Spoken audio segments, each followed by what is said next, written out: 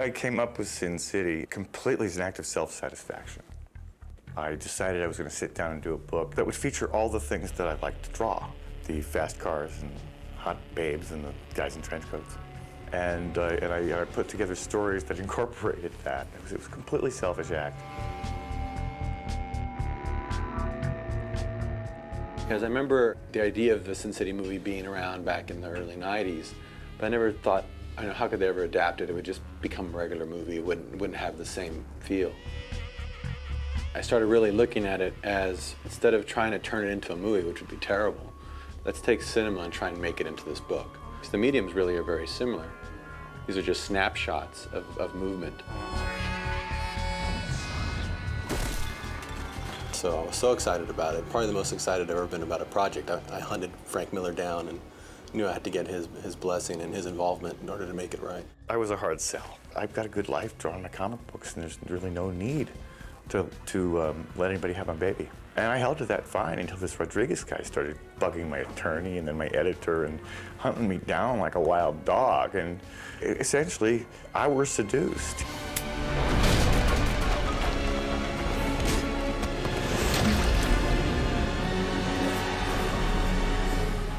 Robert showed up at our first meeting. He whipped open his laptop, and he'd already done some test shots of how he wanted to photograph actors and how to stage things that really looked damn good. I don't want to make Robert Rodriguez's Sin City. I want to make Frank Miller's Sin City, because I love that material so much. I mean, he said, how about I fly you to Texas? We'll just do a test in one day. He called it a test. You know, we'll see how it works out. He said, the worst possible thing is we'll end up with a cool little short film and, you know, part ways. You know, maybe you'll agree to do this.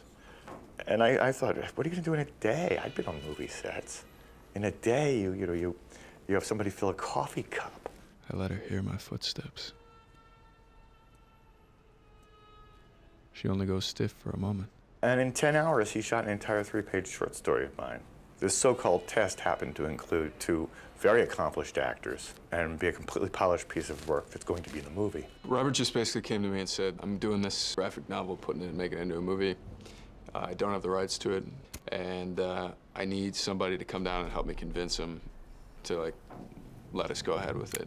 When I saw it, it just looked so amazing. It was just so great, and it was like true Frank Miller drawings. It's like, you know, it was the real Sin City cityscape.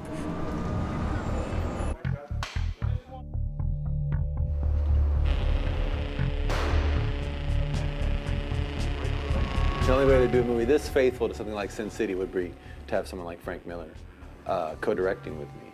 Frank is a natural storyteller. He's a visual storyteller. And I thought that he had a different approach to it. I didn't think someone from the comic world like Frank, who does what Frank does, need to come into Hollywood and suddenly start down here and move his way up. I thought he should be right at the same level as he's doing what I'm doing. He's graphically and with character and with visuals creating stories, telling stories. So I thought he should just be co-directing the movie. Okay. So you do one just serious, cold serious. I wouldn't have gotten involved with anybody in Sin City without having a director's position. What was your last pose? Where were you last at? Sin City's too precious to me, and I could never entirely trust anybody else with it. I know the place. I lived there, and I know everybody there. I even know where they went to school. Hey, Becky. Gail said no calls. I just want to hear my mom's voice. I won't tell her nothing. I mean, Frank has such incredible backstory about the characters, which is so great. Any question you have for him, he knows, you know, what she was doing before she walked into the scene, what her history is, all of that stuff. I mean, he wrote this stuff, and if you read Frank's writing without looking at the panels, it stands alone, just as true film noir writing. And I think all the actors felt that it was our job to not only pay homage to the books and to film noir style, but also to Frank's writing. I don't think anybody changed any lines. Frank did, and he would suggest cutting a line or changing a line, and I always argued with him. I said, no, let's do it. Let's do the exact text in the books. Frank very much was the artistic director. Keep the snake for the moment, but I want more booze back here. And Robert was the let's get it shot, let's get it done well, and let's get it cut together, director.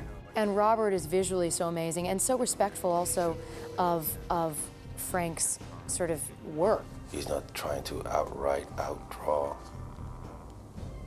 Frank Miller, and I think that's his ace in the hole because he's staying true. Of all the principals involved in this, I've been the most startled by how faithful it is to the original. Frankie.